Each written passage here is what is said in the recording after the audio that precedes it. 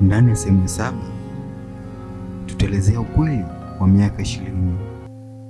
Daniel alikuwa amesimama nje gizani akinitizama. Moyo wangu ulianza kupiga haraka sana. Sikujua kama nikimbie au nimsikilize. Nilifungua mlango pole pole. Daniel, unafanya nini hapa? Niliuliza kwa sauti ya chini.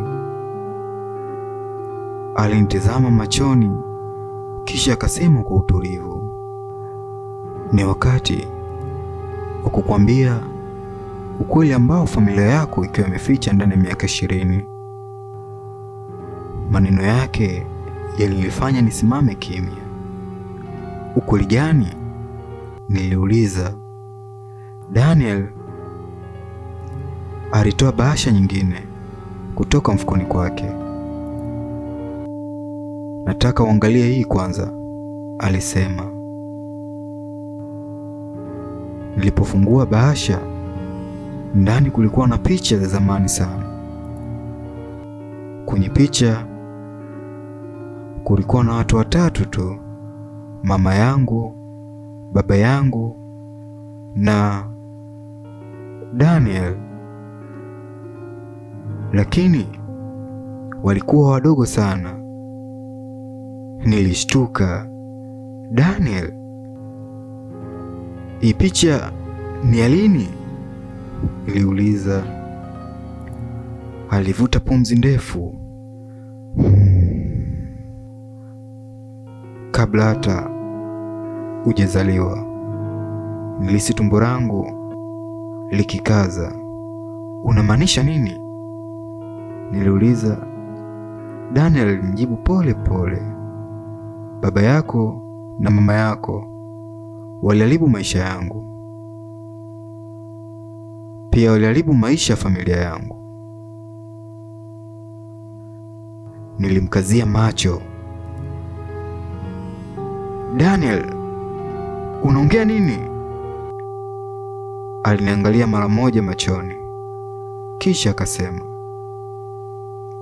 baba yako ndiye alimfunga baba yangu jela kwa kosa ambalo hakulifanya.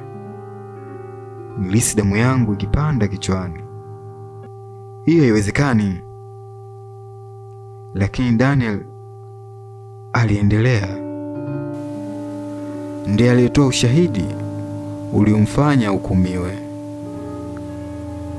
Dunia yangu ilianza kuyumba. Kwa miaka yote nilikuwa nikiamini familia yangu ni watu wema, lakini sasa nilikuwa nasikia hadithi tofauti kabisa. Kwa hiyo ndio maana umekuja kwenye maisha yangu? Niliuliza kwa hasira. Daniel alinyamaza kwa sekunde chache, halafu akasema, hapana, sikutarajia kukupenda. Maneno haya yalinifanya nisimame kimya, lakini kabla sijajibu chochote, simu yangu ilianza kuita. Ilikuwa ni mama yangu. Nilipopokea simu, nilisikia sauti yake ikitetemeka. Usimsikilize Daniel. Nilishangaa. Mama, unamaanisha nini? Lakini maneno aliyosema baada ya hapo yalibadilisha kila kitu. Mtu anayekudanganya si Daniel, ni baba yako. Je, mama yake Neema anaficha nini? Na kama baba yake ndiye mwenye siri, ukweli halisi ni upi? Ndani ya sehemu ya 7 tunaweza kuona utofauti uliweza kujitokeza katika siri ya Daniel na maisha ambayo aliweza kuishi na familia yake na Neema, yaani baba yake Neema pamoja na mamake Neema, kwamba aliweza kumhukumu baba yake na Daniel kwa kosa ambalo si lake, na mamake Neema kuweza kutoa ushahidi ambao sio, ili babake Daniel kuweza kufungwa. Naye Daniel akaamua kitu kimoja tu, kuweza kumuoa Neema ili kwa ajili ya kuweza kulipiza kisasi. Japo alikuwa katika mpango wa kisasi, lakini akajikuta anampenda Neema na kuweza kuishi naye na kushindwa kufanikisha kisasi chake, lakini alikuwa anahitaji kuweza kumuumiza kidogo kidogo na kumfahamisha ukweli ambao Neema yeye alikuwa ufahamu.